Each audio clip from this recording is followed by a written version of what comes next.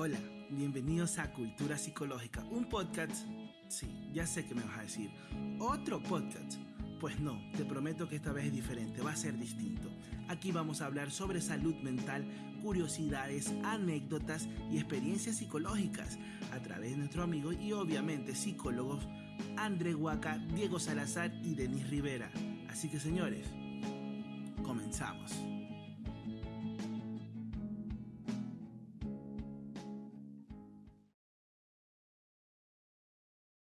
Hola, hola, hola amiguitos. Una vez más nos hemos reunido para grabar y crear cultura psicológica.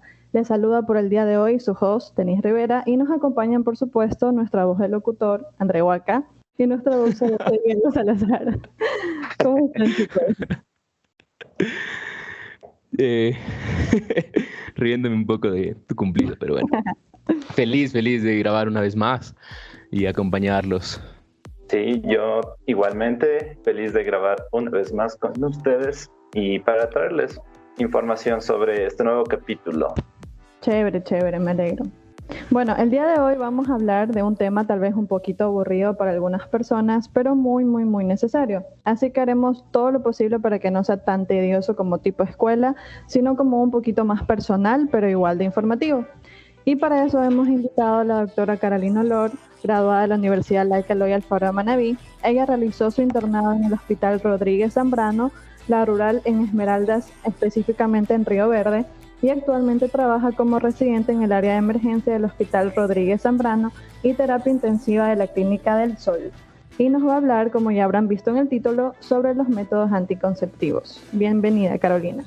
¿Cómo estás? Ya, muchas gracias. Emocionada por poder participar con ustedes, poder ver qué podemos hacer y romper ciertos mitos que algunos ignoramos.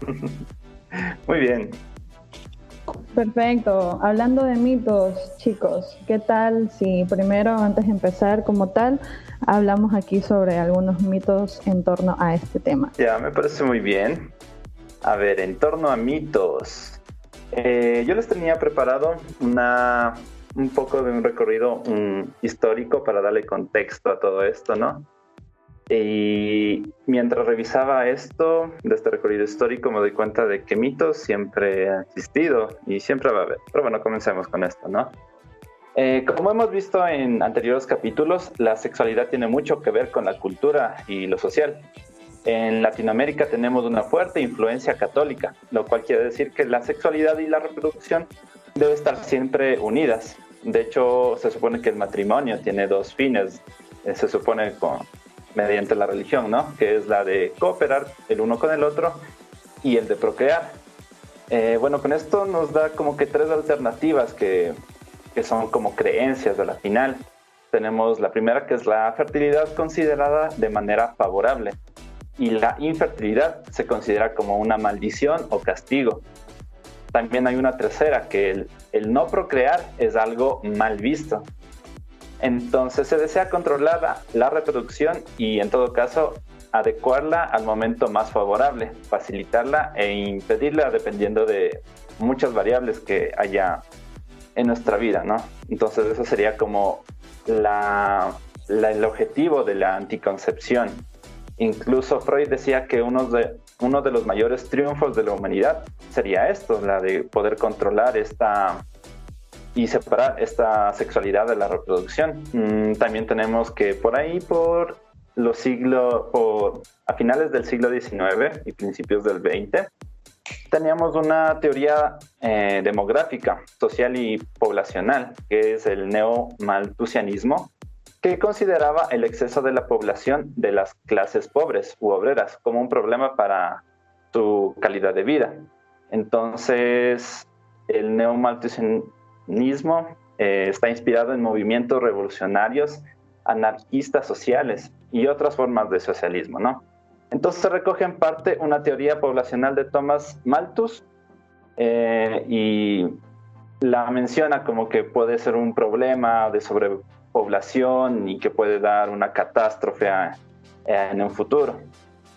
Ya, pero bueno, además de esto hay algo súper interesante que pasó en Estados Unidos. Alrededor de 1873 se crea una ley que es la ley Constant.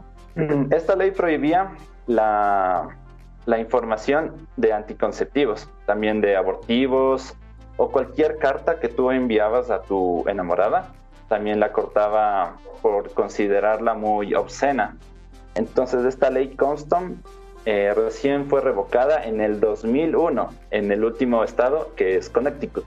Entonces esta ley fue full restrictiva en torno a lo que es la sexualidad, información sobre métodos anticonceptivos y todo lo referente a sexualidad en realidad. Y por último les traía unos datos bastante curiositos, que son algunos textos antiguos sobre anticoncepción. Por ejemplo, ¿ustedes conocen algún método antiguo? No, en realidad, el más antiguo que conozco es... ¿Cómo se dice cuando ¿cómo es? Cuando lo haces mediante... calculas tus días fértiles? Se me fue. El método del ritmo. El método del ritmo, sí es. O el del calendario de días fértiles. Uy, qué bueno. Sí, está por ahí mencionadito. ¿Tú, André, conoces alguno otro que sea antiguo? Yo pensaba que el condón era antiguo. ¿Tienes? Pues sí, No sí. creo que eso había antes, ¿eh? Por eso estamos sobrepoblados. Porque es tiempos de antes, abstinencia. Exacto, ¿Crees? ahí. Y nuestras Pero bueno, abuelitas no sé, con 9 vamos hijos. a ver eso. Una abuelita con 14. Ok, bueno, les voy a mencionar que sí, efectivamente el más popular es el condón, que en realidad en Egipto, más o menos desde los 1000 años antes de Cristo, se utilizaban fundas de tela en el pene. También se utilizaban vejigas natatorias de pescado o vejigas de cabra, que se los utilizaba como un preservativo, como un condón. Eso, también tenemos otro método anticonceptivo que está en la Historia Animalium, que es un libro de Aristóteles. Refiere a la primera, el primer método griego de anticoncepción. Dice, algunos impiden la concepción untando la parte de la matriz en la que cae el semen con aceite de cerdo o con un ungüento de plomo con incienso mezclado con aceite de olivo. Entonces es un menjurje que se meten en la vagina. Y eso era considerado un método anticonceptivo. También tenemos el Talmud, que es un libro de la tradición hebrea, que menciona la práctica del uso del moch. El moch es más o menos un algodoncito, que es bien compactado, en este caso sería como un tampón, que también se lo metía en la vagina para las relaciones sexuales en el judaísmo. También tenemos lo que es el Sumo, es un texto chino donde se encuentra la mención más antigua. Dice, tómese algo de aceite y de mercurio y fríase sin parar.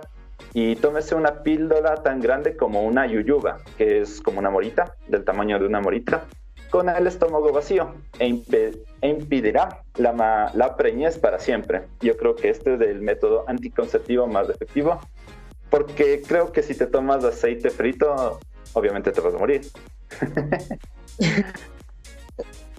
Ya, entonces, sí. Entonces luego también tenemos el papiro de Epes. Se considera el segundo texto más importante. Contiene la primera referencia de un tapón de hilaza americano. La hilaza es como un pedacito como de lana, ¿no? Que está ahí. Es un hilito. Dice, tritúrese con una medida de miel, humedézcala en la hilaza y con ello colóquese en la vulva de la mujer. Entonces, bueno, como ya podemos ver que muchos métodos anticonceptivos, incluso antiguos, siempre van enfocados a lo que es la mujer, ¿no? Claro. También tenemos lo que es un papiro de Perti. Es el primer texto médico del que se tiene noticia. En él aparecen algunas recetas anticonceptivas. Una de estas aconsejaba el uso de excremento de cocodrilo mezclado con una pasta que servía como vehículo usado seguramente como pesario insertado en la vagina. Un pesario no busqué muy bien qué es, pero es como una ruedita que creo que también hay hasta ahorita que se les llama pesarios y que son bastante parecidos. Otra receta consistía en la irrigación de la vagina con miel y bicarbonato de sodio. Entonces si de repente alguien ahí se ponía excremento de cocodrilo, ya pensaba que era un método anticonceptivo.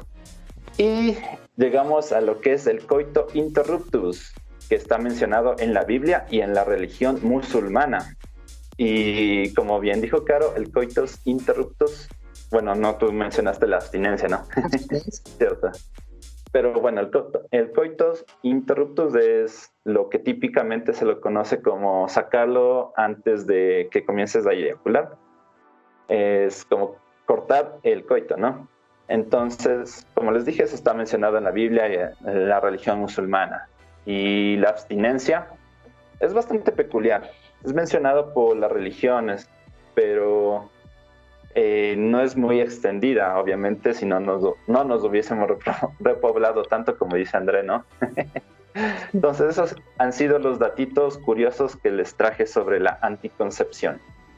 Excelente aportación de Diego. Bueno, ya escuchamos una interesante historia de cómo nace esta anticoncepción, ¿no? Antes se pensaba que nunca se iba a desligar la sexualidad de la reproducción, pero bueno, hoy estamos aquí grabando un podcast hablando sobre métodos anticonceptivos. Qué importante.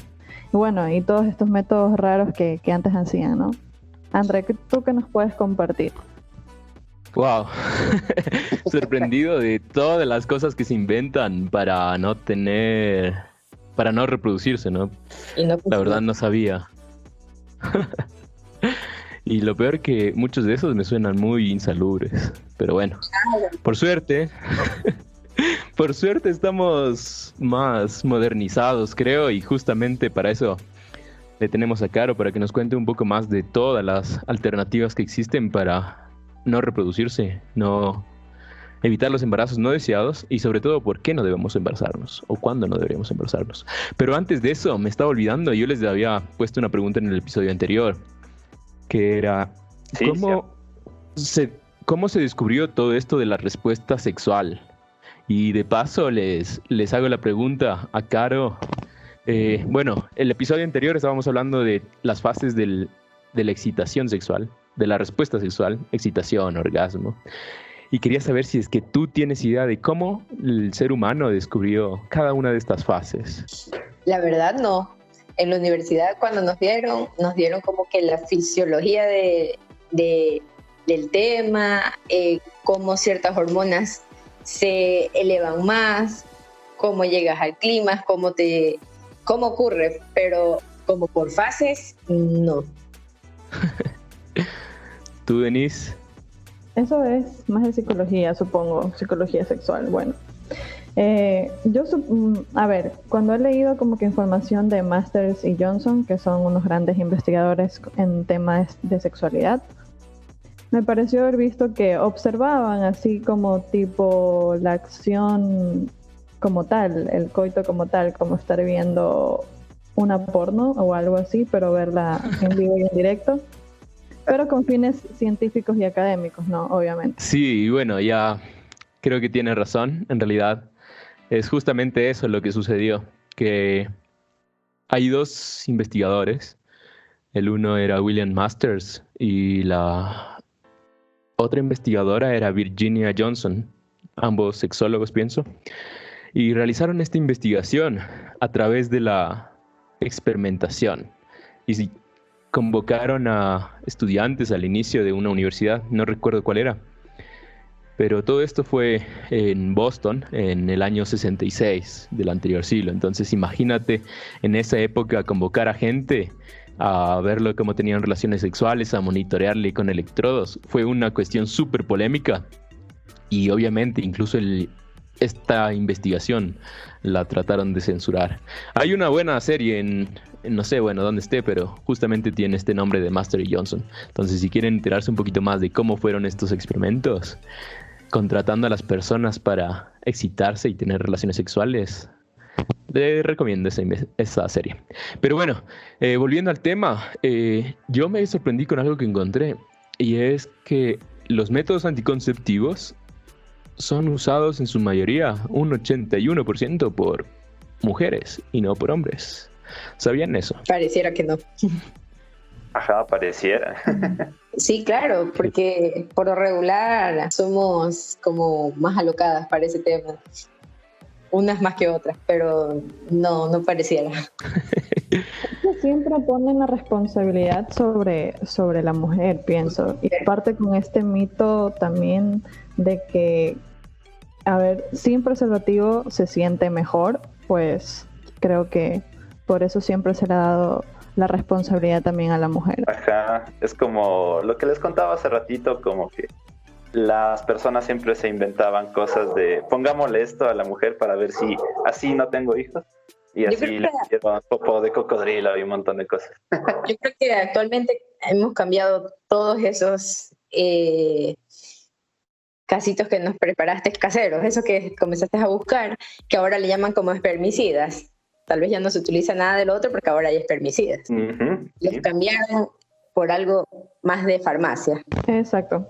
Bueno, y ya yendo como tal, Caro, cuéntanos todo acerca de qué métodos anticonceptivos hay, cuáles son más efectivos tal vez para las mujeres, cuáles son más efectivos para los hombres o cuáles hay para los hombres y mujeres. Bueno, el tema como siempre es muy, muy, muy amplio y realmente cada método anticonceptivo se tiene que ligar a cómo tú te vayas a sentir, tanto uno como mujer como su pareja. Hay personas que lo consensualizan, se dice, ¿verdad? Como que se ponen de acuerdo para ver qué método sería mejor para ambos. Pero como dice, siempre nos dan la responsabilidad a las mujeres y como muchas no pensamos tener hijos, probablemente nunca, tratamos de buscar el método más efectivo. Como en todos los métodos anticonceptivos son adaptables, tenemos desde condón masculino, condón femenino, píldoras anticonceptivas, anillos hormonales, inyecciones anticonceptivas que vienen mensuales y para cada 3 meses. El método más eficaz, que es el de esterilización, sea vasectomía, que se tiene como un 99.6% de que sirve como anticonceptivo, o la ligadura de trompas, que tiene un 99.7% de efectividad como anticonceptivo. Tenemos también implantes subdérmicos, que ahora hay para 3 años, para 5 años, con un 99.5% de efectividad también. Lo que decías antes, lo del método del ritmo o calendario de días fértiles, pero ahí hay como que tener mucho cuidado porque creemos que desde el día que menstruamos contamos 14 días, 3 días para adelante, 3 días para atrás y no pasa nada. Pero eso hay que saber que funciona solo en mujeres que tienen un periodo menstrual regular, es decir, que todos los meses van a enfermar en esa misma fecha. No sirve para las mujeres que somos irregulares o algo así. También existen los parches que tienen un 91% de efectividad, porque bueno, hay ese otro mito también sobre todos estos anticonceptivos, que el parche se puede despegar, que el parche no funciona como tal, que si se moja no funciona. Hay el DIU, que son los llamados T de cobre, o hay unas nuevas modernas ahora que tienen un método hormonal, que tienen como 99.7% de efectividad. Y por último, el menos usado por todos, que es la abstinencia. Y después también lo del Coptub interruptus, que también no es tan eficaz porque sacarlo antes de que terminen, digamos de esta manera, no significa que no hay espermatozoides o que no pueda haber, antes de que ustedes eyaculen, la probabilidad de que haya un embarazo no deseado, y por eso hay muchísimos errores.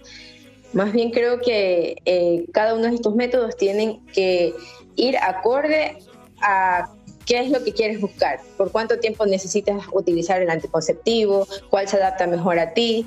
Y como las personas tienen las ideas de que si utilizas un método anticonceptivo te vas a poner de mal humor, eso es un mito. Que ya no te vuelve a dar ganas de tener relaciones sexuales, de que no usas condón, como decían antes, porque no se siente igual, que no quieren utilizar implante porque la sociedad ahora te critica porque te lo pones en el brazo y todo el mundo te lo puede ver. Entonces son muchos anticonceptivos lo que hay y muchos errores al usarlo por el qué van a decir los demás si yo me lo utilizo, o si llevo un condón en la cartera, qué van a pensar todos los demás. Entonces hay cosas que hay que dejar en claro para poder consensualizar a las personas y poder hacer cosas bien hechas. Correcto. Bueno, acerca de lo que tú decías sobre los efectos secundarios de estas hormonas, ¿no? Les cuento un poquito mi experiencia. A ver, yo tomo anticonceptivos desde que tenía 16 años. Me los recetaron porque yo tengo un problema de ovarios poliquísticos, entonces siempre he tenido como que acné, y me los recetaron sobre todo por mi acné, ¿no? Entonces mi acné hormonal, entonces para que me los controle un poco. Entonces, como ya he tomado tanto tiempo, bueno, he descansado que sí meses, pero en general sí he tomado ya por 10 años. Ahora lo que me pasa es de que yo siento, bueno, no sé, tal vez serán mis ideas, pero siento que cuando lo dejo, ahora me pasa al revés. Porque yo creo que algunos anticonceptivos pueden darte efectos y otros no. Yo creo que eso depende del laboratorio, no sé. Y también de tu organismo, pienso. Bueno, a mí no me dio nada porque pienso que me estaban controlando las hormonas. Más bien me estabilizaron todo. Así que ahora me pasa que cuando dejo de tomar me engordo, me pongo de mal humor. Justamente el otro día yo me sentía así como un poco amargada y yo decía, chuta, ¿pero qué me pasa? Yo no soy así amargada. ¿O será que en realidad todo el tiempo lo he sido, pero siempre he estado como que controlada? Y bueno, un poco de mi experiencia con... Eso también ya es psicológico. Uno se hace las ideas. Puede ser, sí, puede ser, te creo. ¿Sabes qué? Justamente hay un mito sobre eso que estabas diciendo. Sobre, por ejemplo, ocasionalmente debe dejar de tomar anticonceptivos para limpiarse o para tomar un descanso de las hormonas, pero yo he escuchado compañeros médicos especialistas que ellos, unos no lo recomiendan porque tienes muchas más probabilidades de correr el aumento de un riesgo de embarazo no deseado, y otros sí lo recomiendan, por lo que tú dices, porque supuestamente hay que descansar, porque después ahí crean otro mito, porque si utilizas mucho tiempo anticonceptivos, después cuando quieres embarazar va a ser muy difícil. Y en realidad yo más bien creo que todo es cómo tengas reguladas tus hormonas, porque todo viene en conjunto, porque todo eso de ahí es como que todos los anticonceptivos tienen hormonas en porcentajes, más las que tú tengas. Eso es lo que hace que demore más en que uno se adapte mejor a ti a que otros no. Por eso algunas experimentan cambios hormonales cuando toman pastillas anticonceptivas o tienen el implante, tanto de menstruación irregulares o entre periodos, como cambios de ánimo, que sí, puede ser. Puede ser que yo no tome métodos anticonceptivos y días previos a mi menstruación yo me sienta deprimida o ande demasiado alegre. Y en realidad las mujeres, por lo regular, creo que no deberíamos de culpar necesariamente a las hormonas. Ya creo que somos así por naturaleza.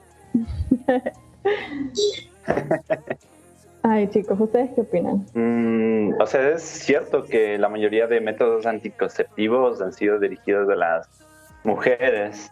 Entonces, bueno, igual, mi pareja también tenía recetado pastillas anticonceptivas para un tratamiento de acné. Y me decía lo mismo que tú me decías, Denise. Es igualito. Sin embargo, bueno, ahora utilizando un chance más en lo que es un método anticonceptivo para hombres, yo personalmente, lo digo desde yo mismo, sí quisiera hacerme una vasectomía, y creo que eso es un medio tabú también. Así que le pregunto a André, ¿qué opinas tú de la vasectomía? ¿Te la harías o no te la harías, André? Sí me la haría. Yo también. La verdad es algo que lo he venido pensando desde hace mucho tiempo, porque mi concepción acerca de tener niños no es algo que me guste mucho en realidad. Cuestiones personales, la verdad, pero igualmente sé que hay algunas maneras de revertir esta vasectomía, entonces creo que me la haría, la verdad. Aunque no sé si nada más sería como para evitar tener hijos, porque entiendo que los métodos anticonceptivos no es solo para evitar reproducirse o evitar embarazos no deseados, sino tienen otros beneficios, como como prevenir enfermedades, ¿no? Pero bueno, creo que de eso se va a hablar más después. Y nada, Diego, a tu pregunta, sí, creo que me la haría. Y sin embargo, bueno, acá nunca lo he intentado, pero no es una opción que descarte. Ahora o en el futuro, tal vez incluso teniendo un hijo, no sé, algún momento sé que se puede hacer eso. Pero acá yo tengo experiencia de algunos amigos cercanos en el que intentaron realizarse la vasectomía. Sin embargo, acudieron al centro de salud, pienso yo, o clínica particular, no estoy seguro, pero a una institución de salud. Y fueron con esta demanda de hacerse la vasectomía, y al momento de realizar la historia clínica le preguntaron si ya había tenido descendencia, si había tenido hijos. Entonces, efectivamente no había tenido hijos y todavía no los tiene. Y pues nada, al momento de enterarse en esto, le prohibieron. O sea, es muy... A mí me alarma un montón que el gobierno o una institución decida por ti. Eso me choca mucho. En realidad no sé bajo qué criterio lo hacen, pero la verdad yo no lo entiendo. Y también pasa lo mismo con las mujeres, porque, por ejemplo, cuando yo estaba en el internado, y antes de eso también, yo había escuchado que, es su primer hijo, tiene 22 años, la chica se quiere ligar, pero es el primer hijo. No, todavía no la dejaban. Actualmente sí, firman una serie de documentos, porque luego en el camino la gente se puede arrepentir, y una ligadura de trompas o una vasectomía, sí, es un método muy confiable, muy sencillo de realizar, pero resulta que no es como que tan fácil decir, bueno, mañana o en 2, 3, 10 años quiero volver a tener hijos, me voy a ir a desligar las trompas, por decirlo, porque te las cortan, te las cauterizan y quedan separadas, digamos, de esa manera. Entonces, como que volverlas a reentubar, con hacer la conexión, no te va a garantizar tampoco de que tú puedas volver a tener hijos. Quizás un 30%, y con mucha buena suerte que pueda pasar. De ahí lo que podrían hacer es una fecundación in vitro, pero igual es algo muy costoso. Pero sí, realmente es alarmante ver que por ejemplo, que yo a mis 29 años decida que mañana me quiero ir a ligar las trompas y que no me lo permitan, porque no he tenido hijos, porque estoy muy joven o porque ellos consideran de que me puedo arrepentir. Pero yo creo que si las personas van muy seguras de lo que quieren, no tendrían que decidir, más bien que te pongan lo que tú tienes que firmar, por si acaso ellos consideren que puedes demandar, porque eso creo que es el temor de todas las clínicas y los hospitales, centros de salud, que puede pasar, y hacerte responsable de tus decisiones. Eso creo yo que sería más importante. Perdón. Aquí estamos. Bueno, sí, es verdad, muy importante lo que tú nos aportas, Carolina. ¿Y por qué crees que es importante que se usen todos estos métodos anticonceptivos? Denise, perdón que te interrumpa, pero ahí con lo que estamos hablando ahorita me nace una pregunta nueva. Ya. Caro, tú eres la que conoce todos estos procedimientos médicos y los reglamentos que se dan, ¿no? Entonces, ¿bajo qué condiciones acá en el Ecuador se puede realizar una vasectomía o una ligadura de trompas? Miren, justamente yo vasectomía había visto en los libros. Es más, yo no sabía que los hombres sí voluntariamente iban a ofrecerse a hacer eso. Pero cuando yo estuve en Esmeraldas hay muchísimo machismo, mucho machismo. Allá sí tienen muchísimos hijos, y yo estuve en un pueblito que es cerca de San Lorenzo. La cultura es bonita, pero también es muy pobre. Tienen otro tipo de pensamiento, las mujeres pasan en la casa y todo. Pero te cuento que de todo el año que yo hice la rural, 3 hombres que ya obviamente ya tenían más de 3 hijos, fueron a hacer documentos para hacerse vasectomía, y a ellos, o sea, el primero que llegaba a vasectomía no lo dejaban escapar, lo agarraban, lo mantenían ahí, llamaban directamente al hospital para programarle la cita, porque son personas que luego se pueden arrepentir de sus decisiones. Entonces lo cogían y le hacían toda la carpeta, todos los documentos para que lo trasladen a otro lado, y se lo hacían en menos de 15 días. La verdad es que acá en Manta más bien no veo que fomenta en los centros de salud la vasectomía en hombres. Siempre más esperan que las mujeres terminen de estar embarazadas el día de la cesárea o parto para ofrecerles las ligaduras. ¿Qué fue lo que me preguntaste con respecto a eso? Que yo te contara eso. No, o sea, ahorita entiendo que si voy con esa idea me deberían por poco y secuestrar ahí en el hospital de Esmeraldas para realizarme. No, sí, te lo prometo. Yo me sorprendí mucho cuando un señor, yo le dije que cuál era su motivo de consulta, y me dijo que se iba a hacer la vasectomía, y él fue con su esposa. Entonces lo que había pasado era que ellos dos se habían puesto de acuerdo para ella ligarse las trompas con el último embarazo que tenía y él iba a hacerse la vasectomía. O sea, ambos iban a hacer el método anticonceptivo. Y es como que muy difícil conseguir a una persona, a un hombre que lo quiera realizar. O sea, tal vez nosotros porque somos más modernitos y pensamos, tenemos otra mentalidad de no hijos, de poder hacer otro tipo de cosas que nos gusta y no necesariamente los niños a todos nos gustan. Entonces, es como complicadito, pero sí, allá sí te lo ofrecen así y te tramitan rapidito, así que a Esmeralda todo. Vamos a Esmeraldas. Promocionemos el turismo. Y no es un procedimiento que te tengan que ponerlo en tubo por la boca y dormirte, o sea, se hace con anestesia local, por ahí, por la ingle, te hacen una aberturita y la ligan, las cortan y todo sale bien. Y es muy efectivo. Exacto, eso es importante promover, de que no es un procedimiento tan doloroso y tan desastroso como creen las mujeres. Ajá. Inclusive las mujeres cuando hacen partos normales, al mismo, por ejemplo, el parto normal hoy día, al mismo terminas de parir y tú dices, me quiero ligar, al siguiente día, como el útero todavía está alto por encima del ombligo, por lo regular debajo de él, te hacen una aberturita y ya no te hacen la cirugía completa, así como que te abren todita, te hacen una aberturita y por ahí mismo te ligan una trompa, te ligan la otra y eso es todo. Y si te demoras mucho en ligarte, ahí sí, de ley, como el útero vuelve a descender a su tamaño normal, te tienen que hacer la cesárea larga, digamos, el corte de la cesárea para hacer esas ligaduras. Sí, yo tengo una amiga que también recientemente tuvo una hija y ella me dice que estando en el hospital en Quito, le dijeron antes de que entre cesárea, para que de una vez ahí le hagan todo el trámite, le dijeron, ¿tú te quieres ligar? Y ella dijo, sí, este dolor no lo quiero volver a pasar otra vez, así que... Sí, ahora lo fomentan más. Bueno. Caro, y una pregunta más. Con eso dejo de interrumpir a Denise. Sí, A ver, yo pregunto. No, Caro, ¿hay alguna condición en la que sea recomendable hacer esta ligadura o esta vasectomía? En realidad, no, yo más bien eso es como de decisión. No es como que te dicen, por ley tienes que haber tenido 3 hijos y ahí te ligamos. No, es solo de decisión.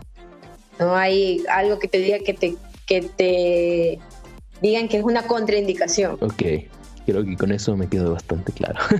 Gracias. Claro, porque quiero irse a hacer vasectomía. Avísenme unas que allá tengo contactos. No, pero creo que es súper importante porque muchas veces nos llegan con esta problemática de, sí, ¿sabes qué? Yo quiero hacer este procedimiento en un centro de salud, no sé, y no solo de la vasectomía o de anticonceptivos, pero un cambio de género, empezar a usar hormonas. Y obviamente es importante conocer los requisitos médicos, clínicos. Entonces, sí, la verdad me ayudas un montón y creo que no solo a mí, sino a todas las personas que están escuchándonos. Y gracias por acompañarnos. Oye, ¿sabes qué? Me olvidaba de otro método importante, antes que todo, que es muy común y muy mal usada porque la utilizamos cuando no debemos o la utilizamos mal, la pastilla del día después. Sí. Excelente Y método. ese es súper importante. No es un método anticonceptivo, pero es un método de emergencia. Es así, por lo regular máximo te las dejan recomendar como que la utilices 2 veces en el año, no seguidas, porque sí tiene sus efectos. A lo mejor más de una hemos tomado la pastilla y es así, nos ha puesto bien loca la regla, bien loca las hormonas, como cansancio, mareos, náuseas, vómitos, dolor abdominal, dolor de cabeza, sensibilidad mamaria, experimentan sangrados intermenstruales, o incluso que el periodo se les demore en llegar, no llega este mes, no llega el otro mes, hasta 3 meses, o en el mismo periodo, en el mismo mes enferman 2 veces, o sea, pero la pastilla del día después es un método solo de emergencia, que sí, previene el embarazo después de haber tenido una relación sexual, pero solo utilizarlas hasta las primeras 72 horas. Hay otros textos que te dicen como hasta las primeras 105 horas, pero obviamente entre más lejos la tomes, más probabilidades de un embarazo puede haber, y todo depende del día en que utilices la pastilla del después. Por ejemplo, supongamos que yo estoy en mi día 14, que es mi día más alto y fértil, obviamente fecundo, y hoy me la tomo ahí mismo cuando terminé de tener mi relación sexual, no significa que la pastilla va a actuar al 100%. Puede impedirlo, como que un porcentaje muy alto, pero no significa que sí me va a ser eficaz. Porque yo he escuchado casos de chicas que dicen, no, yo sí me la tomé ahí mismo cuando terminé mi relación sexual y sin embargo han tenido sus embarazos. Igual, como les digo, todo depende del ciclo menstrual donde se la tomen.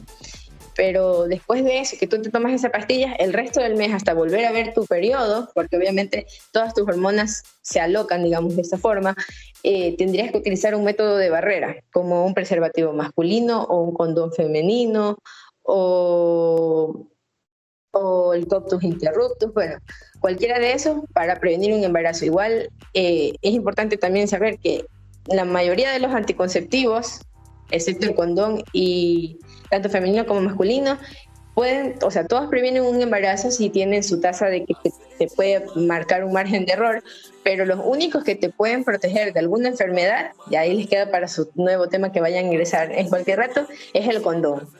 De ahí el resto previenen los embarazos, pero no las enfermedades. Exactamente. Por eso justamente era la pregunta que André tanto interrumpía. Porque es importante usar todos estos métodos. Si es que ya claro, si yo fuera una persona muy promiscua y no sé, se me ocurre que tenga múltiples parejas y a la final yo tampoco sé si el resto de mis parejas tenga cuidado, lo más adecuado para mí sería utilizar preservativos. No puede ser posible que yo tenga múltiples parejas y termine usando anticonceptivos orales, por ejemplo, o que me inyecte. Porque sí, voy a prevenir un embarazo, pero no significa que no voy a pescar una enfermedad. Podría haber muchas probabilidades. Inclusive hasta enfermedades vaginales comunes, como una candidiasis, una triconomiasis, se pueden impedir utilizando anticonceptivos. Exacto. Masculino o femenino. Exactamente, qué importante. Antes se consideraba eso, ¿no? De que estaba asociado como el comportamiento también promiscuo con el riesgo de enfermedades de transmisión sexual, pero en realidad basta con que una persona, ¿qué tal? Bueno, ¿qué tal? Pongamos el caso contrario, que eres una chica o un chico de que no es tan promiscuo, pero ¿qué tal que decides tener una relación afectiva y por esa razón decides no cuidarte con preservativo por tu relación afectiva porque crees que tu pareja está solamente contigo? Pero ¿qué tal que esa otra persona sale y tiene una relación extramarital o bueno, fuera de la relación y tienen comportamientos promiscuos? Basta a veces solamente una persona. Es verdad. Como cuando dicen, era mi primera vez y quedé embarazada. Eso también es un mito, que la primera vez no quedas embarazada. Sí, te embarazas también. Chicos, ¿algo que acotar, Andrés? Diego. No, me estaba acordando de todas las veces que mis compañeros de clases en el colegio, siempre saco anécdotas de colegio, ¿no? Era muy extendido esto de sacarlo antes de que eyacules, antes de que te corras, como decían en ese entonces. Y no, pues algunos sí salieron ahí con su mini versión de sí mismos. Era muy, muy extraño. La época de colegio es muy alocada y yo pienso que requiere de mucha información sobre métodos anticonceptivos, precisamente para evitar estas situaciones. No sé, y bueno, sí, también otras de enfermedades de transmisión sexual. ¿Qué más me decían en el colegio? Había un chico que me decía que no sabe ni cómo, pero no, su pareja nunca estuvo embarazada, a pesar de que ellos no utilizaron ninguna. Yo creo que el man me mentía y de hecho nunca lo ha hecho. Pero sí, no, pudo haber sido cada vez que tenían relaciones, porque por ejemplo, en algún momento yo tuve un novio de muchísimos años, como 5 años cuando era adolescente, y yo de verdad que por ignorancia, bueno, me crié con mi papá y obviamente los papás tienen ese tabú de no quererte hablar de esas cosas porque creo que ellos consideran que si te hablan de eso, te motivan a que vayas a hacerlo o a experimentarlo, pero eso también es algo que hay que cambiar, porque si lo hablas, haces tus cosas, pero las tienes más claras. Entonces, como que por ignorancia que pase, bueno, desde la casa hay que comenzar a arreglar ese tipo de asuntos. Y yo me acuerdo que yo nunca me cuidé con ese novio mío durante 5 años y o fue de suerte o realmente creo que las relaciones que teníamos ocurrían en los periodos o en las épocas en las semanas que yo no estaba fértil, porque ni siquiera nunca me pegó ni un sustito. Entonces puede ser que tu amigo sí lo estaba haciendo, pero no lo hacían los días que estaba ovulando, entonces no se pegó ni un susto tampoco. Oye, qué coincidencia, qué suerte, pero no arriesgarse, porque después, creo que una vez sí tuvo un susto que me vino y me preguntó, ya cuando estaba estudiando en mi carrera de psicología, ¿no? Me dijo si tenía información de cómo hacerse una vasectomía o a dónde tenía que ir. Y yo me quedé así, ¿cómo una vasectomía? Bueno, yo no conocía en ese entonces, ahí me enteré y dije, qué buena idea. También esto de hacerme una. Pero sí, creo que tuvo un sustito en una de esas veces que lo han hecho sin protección ni nada. Y cierto, ¿ustedes no han tenido otras anécdotas con respecto a anticoncepción o sustitos de esos? Que se te quede el condón pegado ahí en la vagina. Oye, eso puede pasar. E incluso justamente anoche yo veía una película y creo que se llama Lost Rose, y la chica queda embarazada por eso, porque usó la protección, pero el condón se le quedó adentro y obviamente los espermatozoides se corren y la chica quedó embarazada en el primer intento que se acostó con el primer muchacho, con ese muchacho. Uy. Y sí puede pasar, eso también pasa comúnmente. A mí me ha pasado. Yo me imagino que a Denise tiene que haberle pasado en algún momento. Realmente que no me ha pasado, pero no me ha pasado, pero sí me han contado que les ha pasado. Pero ¿será que, por qué pasa esto? Porque no se suelen colocar bien el preservativo. Hasta abajo. Exacto. Es que sí. Hasta abajo, como el puede perro. pasar, pero no, a mí sí me ha pasado. ¿Y yo? ¿Y dónde está? ¿Y dónde está? ¿Qué? Busca. No, claro, y yo, ¿pero dónde está? ¿Dónde está? Y yo, chuta. Bueno, ahí fue que me probé la pastilla del día después, igualito. Porque obviamente me asusté, pero no pasó nada. Mira, yo acá había escuchado de una forma de no concebir o evitar los embarazos no deseados. Y esto también venía ligado a una creencia bastante particular de esta chica, que, bueno, para no meter la religión, que era lo que estaba en eso, tenía relaciones sexuales, pero no tenía relaciones sexuales vaginales, sino anales, para evitar los embarazos no deseados. Entonces, es cierto, he escuchado. Sí. No, en realidad sí. Y bueno, acá tal vez les puedo contar una infidencia, porque en alguno de los talleres que realicé en un colegio, tenía este tema que era de métodos anticonceptivos. Entonces me salieron con una frase súper llamativa, que ahorita, a ver cómo era. No me acuerdo, pero bueno, no me acuerdo, pero quitando las palabras o cambiando las palabras de ellos, era como, si tienes relaciones sexuales anales, no hay peligro de embarazo. Y yo me quedé como, qué loco, o sea, es cierto que ellos conocen todas estas frases y tienen quizás un concepto más amplio de lo que uno entiende como anticonceptivo, ¿no? Pero claro, obviamente estaban poniéndose en riesgo en otro tipo de enfermedades. Entonces era como, wow, el DECA, me acuerdo. Porque yo preguntaba así, ¿cuáles son los métodos anticonceptivos? Y alguien me dice, el DECA. Y yo no entendía el DECA.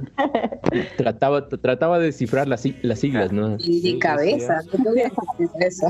Bueno, creo que cada quien puede inferir lo que significaba eso, pero hacía relación a esto. Entonces me quedé como, wow, estos muchachos conocen muchas cosas que uno no espera que sepan, ¿no? Pero sí, la verdad, sucede. El DECA, ahí sí me cogiste en bajada, porque el del otro sé que, creo que te refieres a por el chiquito no hay delito. O no sé. Sí, también. Prácticamente es lo mismo. Qué risa. Bueno, exactamente. Así que ya saben, por el chiquito no hay delito, pero sí hay un delito. Obvio. Transmisión sexual, así que cuidado ahí. Bueno, ya hemos hablado un poquito de esas consecuencias de no usar métodos anticonceptivos, pero si Caro nos puedes enumerar así como para que quede bien clarito cuáles son las consecuencias de no usarlos, chicos. Primero, pescar alguna enfermedad, que en el peor de los casos pueden ser unas que tú las puedas tratar y las puedas curar, otras que no se pueden curar, que son irreversibles, como por ejemplo VIH. Eso sí sería muy catastrófico. Y por último, así como que otra consecuencia de eso es un embarazo no deseado, que en algunas ocasiones muchas personas igual asumen su responsabilidad y otras no lo hacen por muchas razones, y la verdad yo no estoy en consideración de juzgar a nadie porque es el cuerpo de cada uno y es decisión de cada uno. No estoy ni en contra ni a favor del aborto, eso es decisión de cada uno, pero son como que las dos más importantes que podrían ocurrir si tú no utilizas un método anticonceptivo adecuado, o pescar una enfermedad o un embarazo no deseado. Correcto. Ahora, ¿cuáles serían las consecuencias las consecuencias psicológicas de estas consecuencias de no usar métodos anticonceptivos, chicos? Por ejemplo, del embarazo no deseado, no sé si Dieguito puedes ayudar. Yo, sí. Bueno, hay que tomar en cuenta que obviamente el embarazo no deseado ya nos dice mucho, ¿no? Es un embarazo no planificado. Esto puede tener muchas repercusiones y generalmente se instaura en una relación disfuncional. Entonces, por ejemplo, puede pasar en la adolescencia o en cualquier etapa, no, pero si es no deseado, por lo general es en relaciones disfuncionales o situaciones que propician estas relaciones disfuncionales, ¿no? Que puede ser familias monoparentales, disfunciones familiares, dificultades escolares, deserción escolar, consumo de alcohol u otras drogas, también con baja autoestima, impulsividad y condiciones de hacinamiento y pobreza. Entonces, en el caso de las adolescentes, se causa un conflicto porque hay dos roles que se intercruzan. Hay una expresión de sus necesidades propias de un adolescente, ¿no? Que como adolescente necesita conocer amigos, amigas, conocer más relaciones, sus gustos, el desarrollo de sus hobbies, ¿no? Y esto se entrecruza con el conocimiento de una nueva etapa que está en juego, la responsabilidad propia de la adultez. Esto va generando frustración y otras emociones negativas que propician otros problemas psicosociales y muchos más. Y esta sensación de fracaso en estos roles se conoce como el síndrome del fracaso, que incluye asumir una responsabilidad para la que no se encuentra preparada, incapacidad para desarrollar adecuadamente las tareas propias de la adolescencia, serias dificultades o imposibilidad de finalizar sus estudios, dificultades o fracaso en construir una familia, dificultades para buscar y obtener trabajo también. La escolarización incompleta es otro factor importante. Dificultades para salir a trabajar o cuidar a los niños. Dificultades en la crianza de sus propios hijos, sensación de fracaso e incompetencia. El rol materno compartido, que muchas de las situaciones es que se comparte con los padres de esta misma adolescente o los padres de la pareja de esta adolescente, ¿no? Y como mencioné antes, suelen ser relaciones disfuncionales, que incluso no puede haber padre o pueden tener como que discusiones y todas estas frustraciones y problemas se incrementan con estas discusiones de pareja. Entonces, esto es lo que les podría mencionar, acorde a lo que son unas características psicológicas en el embarazo no deseado. Ya, pues. Ok, correcto. Sí, de hecho yo tengo bastantes amigas conocidas que me han contado como, siempre me repiten lo mismo, como que si es que tienen problemas en casa suelen ser como que justamente lo que mencionas, ¿no? Que se divide ese rol con su madre o padre de criar a su hijo y es como que le frustra también ese trabajo, ¿no? Que sea como compartido y que se le reste autoridad a la madre como tal. Y también me han dicho mucho acerca de eso, ¿no? De la frustración que se suele dar, porque un embarazo no deseado no solamente ocurre en la adolescencia, porque embarazo no deseado, es decir, de que no deseas ser madre, puede ocurrir hasta una adulta, ¿no es cierto?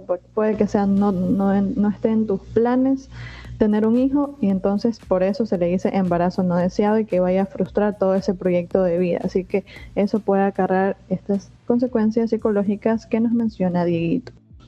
Y por otro lado, si decides llevar un aborto, como decía Caro, no estoy ni a favor ni en contra, pero creo que es una situación de que no importa lo que yo piense, lo que Caro, André, Diego y toda la sociedad piensa, o sea, es algo de que la mujer que decida tomar esa decisión lo va a hacer. Y lo malo, lo negativo es de que no se ha legalizado porque lo va a hacer en unas cuestiones que le ponen en riesgo su vida, ¿no? Entonces, no porque nosotros no querramos que eso ocurra, no va a dejar de ocurrir, si me explico. Entonces, por eso es importante que yo sí pienso que debería legalizarse, ¿no? Sobre todo por ese tema. Pero bueno, en cuanto a las consecuencias psicológicas del aborto, cada persona es un mundo, ¿no? Y ve las cosas a su manera, pero sí se ha asociado como esta práctica como un mayor riesgo de depresión, ideación suicida, dependencia de las drogas y problemas globales de salud mental. También dice que la OMS dice que las consecuencias físicas, siempre y cuando exista un proceso realizado adecuadamente, no representará riesgos. Pero ya sabemos que como no es un proceso que se hace dentro de lo legal, pues puede ser un proceso que exista un riesgo e incluso la muerte. Yo creo que más que todo estas consecuencias psicológicas de depresión, empezar a abusar del alcohol y de las drogas, sucede por ese sentimiento de culpabilidad, ¿no? Que ocurre cuando se suele realizar un aborto, como que también les da pesadillas. Y se relaciona mucho con lo que la cultura nos dice, ¿no? De que eso no está bien, estás matando a alguien, estás matando una vida.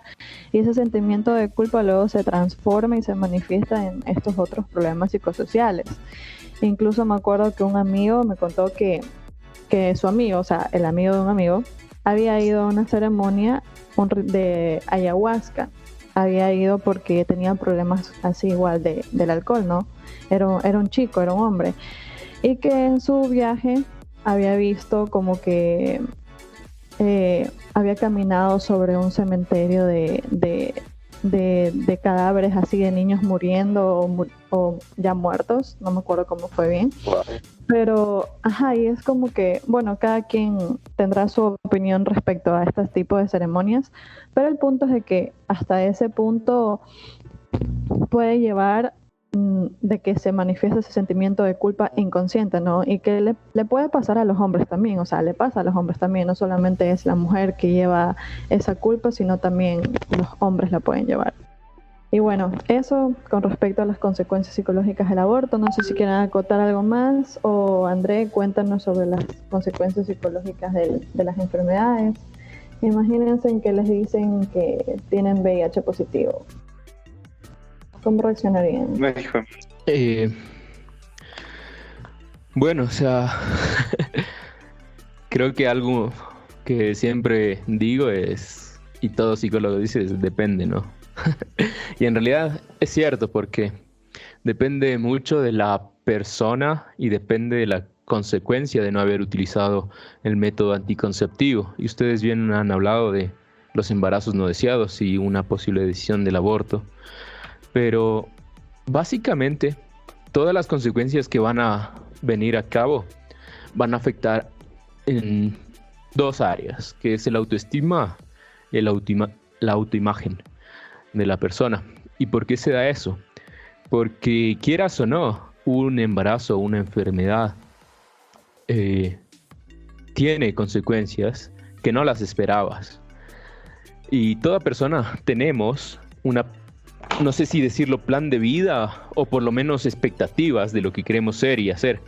Entonces, generalmente estas enfermedades de los embarazos no deseados vienen a interrumpir nuestro plan, nuestras expectativas. Entonces eso, aparte de generar frustración, genera las consecuencias personales y sociales, como son un estigma social, presión social, ¿no?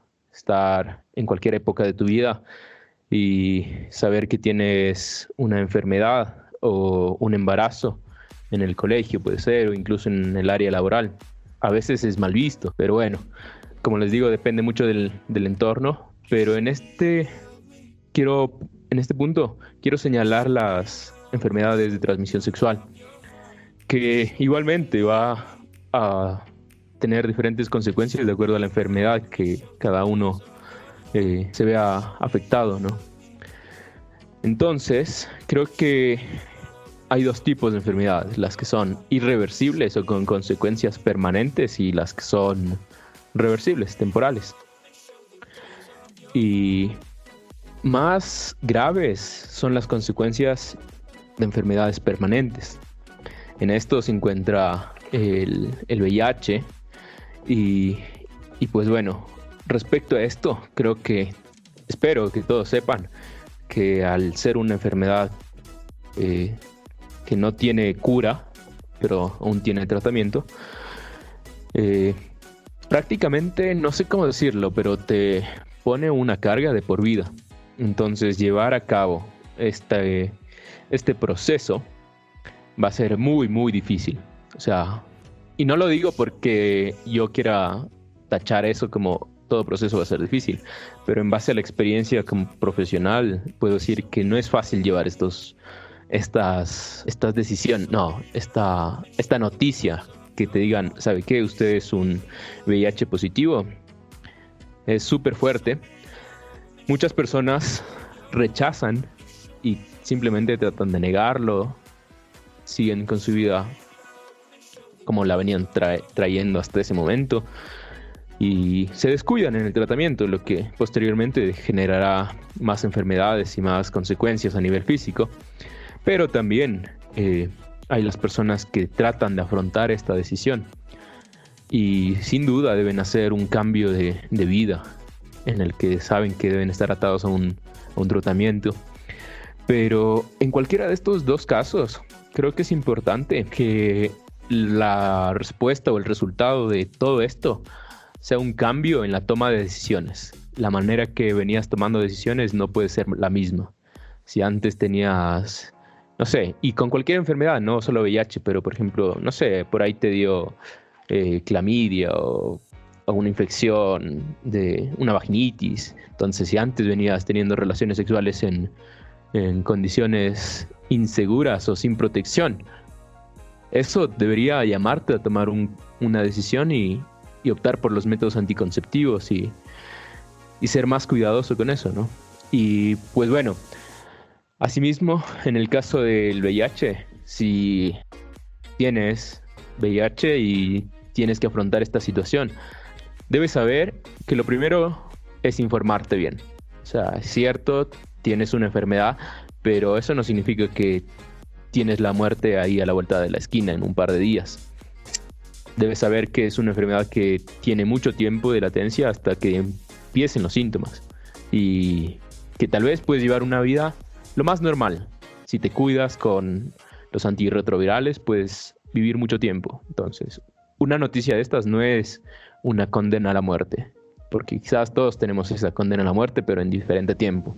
Entonces, debes saber que es precisamente eso, que te dicen una noticia que te debe llevar a tomar un cambio de la forma de decidir.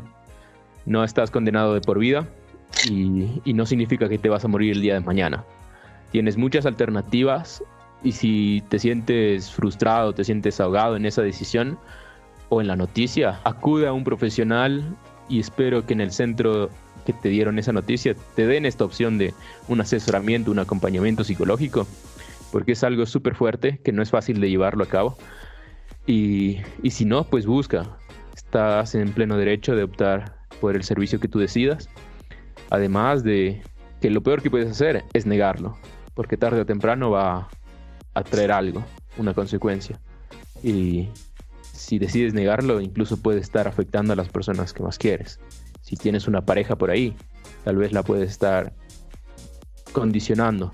Entonces, las consecuencias psicológicas de las ETS o enfermedades de transmisión sexual depende mucho del tipo de enfermedad, de tu situación personal, de la edad en la que estás y también creo que de esas dos depende mucho, ¿no? Otra cosa es el contexto social, pero bueno, no quiero abordar eso. Pero creo que como recomendación es que debes cambiar tu forma de tomar decisiones. Si por ahí te dijeron, ¿sabes qué? Tienes un herpes, ok, no es tan grave, puedes tratarlo, puede ser doloroso, pero pudo ser peor, no sé, igual. Así sea con una infección, debes tomar en cuenta que algo estás haciendo mal y no te puedes cuidar. Entonces eso, y no olvidar que si por una cuestión de esta te estás sintiendo mal, tu autoestima, tu imagen personal cambió, es lo que generalmente sucede. No estás loco, sino que necesitas cambiar algo en ti y busca ayuda para realizar ese cambio. Eso amiguitos. No creo que pueda aportar más en ese aspecto. Sí, qué importante lo que dice André, ¿no? Y justamente recuerdo que justamente Nate Caro había mencionado así como que qué tal, no me acuerdo, sé que Caro quizás no quiso decir esa palabra como, creo que dijiste como catastrófico, pero creo que lo que tú quieres en realidad decir es como que esa noticia es impactante, como que recibir una noticia de VIH, porque justamente la sociedad nos ha dicho a lo largo de los años que si tenemos VIH nos vamos a morir. Y ahora ya no están así. De hecho, he tenido pacientes que tienen una vida muy normal. Y bueno, hago esta aclaración porque creo que cuando escuchen el podcast puede surgir esas malinterpretaciones, ¿no? Y por eso me pareció importante aclarar esa parte. Bueno, y sí, como decía André, lo que pasa ahí es que cambia tu estilo de vida, ¿no? Es como que decidieras donar algún riñón o algo así. Obviamente tu estilo de vida va a cambiar de por vida, pero no es que te vas a morir. Entonces, como dijo André, lo más importante es de que te informes y que obviamente para sobrellevar esta noticia vayas con tu psicólogo de confianza. Me encanta personalmente trabajar todos estos temas, pero bueno, en fin, no sé si quisieran acotar algo más, Carito. Yo. Creo que debo hacer una puntualización, no sé si lo dije, pero quiero aclarar. O sea, yo no creo que hay enfermedades que son más importantes que otras. Si eso lo dije, pues no es así.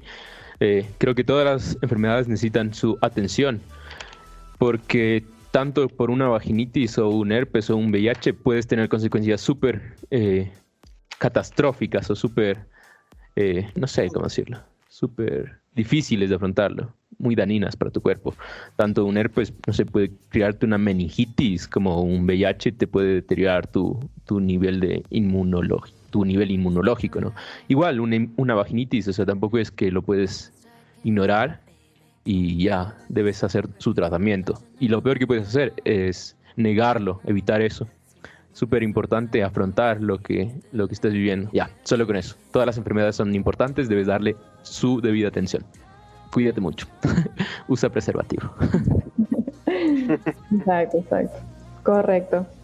Y bueno, otra cosa que quería mencionar antes ya para concluir es de que otro problema que surge es de que como que la sociedad también suele llevar esto de protegernos para prevenir un embarazo, y creo que no hay tanta publicidad como para prevenir las enfermedades, como que es un tema tabú, un tema que da miedo, y como da miedo, las personas suelen evitar hablar de estos temas. Entonces yo creo que es importante, para evitar ese miedo, pues tener la conversación, educar también para prevenir enfermedades de transmisión sexual. Ok, sin más, no sé si Dieguito quisiera acotar algo más para darle paso a Caro ya. Nada, que unas cuantas anécdotas igual de colegio referente a las enfermedades de transmisión sexual. Me acuerdo que un amigo de un amigo en el colegio le había contado a mi amigo que él estaba asustado porque le habían salido como una especie de perlitas alrededor del prepucio cuando tuvo su primera relación sexual. Bueno, él decía que era la cuarta, la quinta, pero yo me imagino que era la primera. La cosa es que él se fue al doctor y el doctor le había dicho algo, o sea, que yo tampoco no me esperé en esa edad que yo tenía. Y era que era normal, porque él nos contaba así todo desgarrador. Ay, tengo unas, no sé qué, son unas bolitas y... Se llaman papulas pernadas. Exacto, y el doctor le había dicho eso. Y así, ¿qué será eso? Yo no sé qué es eso. Pero sí, me pareció curioso porque estas, como mencionamos en otros capítulos también, las primeras experiencias sexuales necesitan de cierta información para que no estén tan ligadas a un susto y que a la vez te prevengas de todo estas, no sea solo un susto, sino que sí sea una enfermedad o un embarazo no deseado, o tengas o pienses que una solución va a ser abortar. Y a la vez como recomendación, ¿no? A pesar de que no te hayas cuidado, a pesar de que sí te hayas contagiado o que incluso hayas cometido un aborto, no tienes por qué cargar con la culpa de eso, no tienes por qué cargar con esa sensación de estar enfermo o de tener un hijo. Con psicología, bueno, somos profesionales de la salud, tanto física como mental, y cada persona tiene derecho a vivir mejor, así sea lo que sea que le haya pasado. Entonces eso era como que algo que quería aclarar, y que no se preocupen si pasaron por eso. Siempre hay profesionales que están dispuestos a ayudarlos en esas situaciones. Eso sí, es que también nos despedimos, pues esa sería mi última recomendación también. Tan lindo, Diego. Ay, me hiciste acordar que en el anterior capítulo yo había dicho de que se recomienda tener relaciones sexuales antes de los 16 años. Perdón, en realidad es decir, después de los 16 años. Sobre todo Vale, para claro. reducir, sí, tengo que aclarar esa parte. Bueno, para reducir justamente todos estos riesgos, ¿no? Para realizar relaciones sexuales más conscientes e informadas. Bueno, ahora sí, Carito, te quería preguntar si deseas dar alguna recomendación, un mensaje para los adolescentes o para los padres que nos escuchan. Sí, por supuesto. Más que todo para los padres, porque siempre digo que la educación tiene que venir de la casa y también no darle la responsabilidad a los colegios, porque en el colegio los profesores no conocen a sus alumnos como tal, más que por nombre, apellido o por lo que lo quieran tachar como bueno o mal alumno, más bien desde la casa. Romper tabú, comenzar a usar conciencia de nuestra relación sexual, hablarles sobre métodos anticonceptivos a los chicos, no como creyendo que van a fomentar a que ellos quieran ir a explorar, sino más bien para que no cometan ciertos errores, para no pescar alguna enfermedad, para no pasar por el proceso de un aborto no deseado, que hay familias que no están de acuerdo con eso y te quieren hacer asumir la responsabilidad, y eso también es una carga fuerte para cualquier adolescente o inclusive para cualquier persona, como decía Denise, que no esté preparada psicológicamente y mentalmente para poder procrear un hijo a la edad que tengas. No importa si no eres adolescente, si eres más adulto o lo que la edad que tengas. Siempre va a ser impactante si es que no estás preparada mentalmente y físicamente para eso. Romper mitos, hablar más, informarnos, leer. Si no nos gusta conversar con nuestros padres, pues entonces comenzar a leer, y si tienen un médico de cabecera, sea el psicólogo, sea su médico ginecólogo o una persona profesional que los pueda guiar con el tema, que no se queden con la pregunta o con la vergüenza de querer preguntar algo porque no saben cómo lo van a tomar. Nunca lo vamos a ver mal. Siempre los profesionales, como se pueda, vamos a intentar despejar dudas y de intentar guiar a las personas por un camino más adecuado para dejar de cometer errores. Perfecto. André, ¿alguna recomendación que quisieras dar ya para terminar? Pues bueno, no sé si sea recomendación, creo que no soy bueno recomendando, pero es importante aclarar, ¿no?, que las relaciones sexuales generalmente son de dos personas, entonces deberían decidir en base a esas dos personas, sobre todo si estás en pareja, que estas formas de protegerse, de utilizar anticonceptivos, no sean nada más responsabilidad de una persona, a menos que así decida la pareja, a menos que digan, ok, tú te encargas de cuidarte de eso, pero es porque los dos deciden así. Entonces, creo que es importante eso. La otra cosa, pues a los padres sí les recomiendo que en vez de, y a todos en general, en vez de basarse como evitemos la enfermedad, cuidado te mueres, cuidado te da algo, enfócate en cuidarte.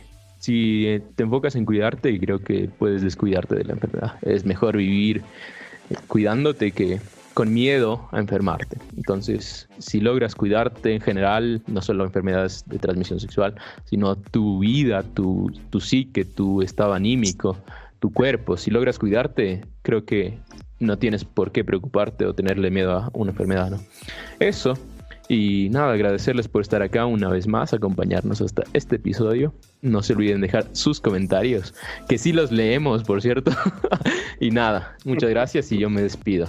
No, y además a Carito, muchísimas gracias por aceptar nuestra invitación y darte un tiempito a compartir con nuestros escuchas. Así que, Caro, cuando quieras puedes venir. Acá te recibimos con mucho gusto y feliz de contar contigo en este episodio. Igual, a todos ustedes los que nos están escuchando, muchas gracias y conmigo es todo por hoy. Chau, chau. Muchas gracias. Así es, muchas gracias Carito, muchas gracias chicos, muchas gracias a ustedes que nos escuchan. Eso ha sido todo, esperamos que les haya gustado y será hasta la próxima. Adiós. Adiós. Pues. Chao.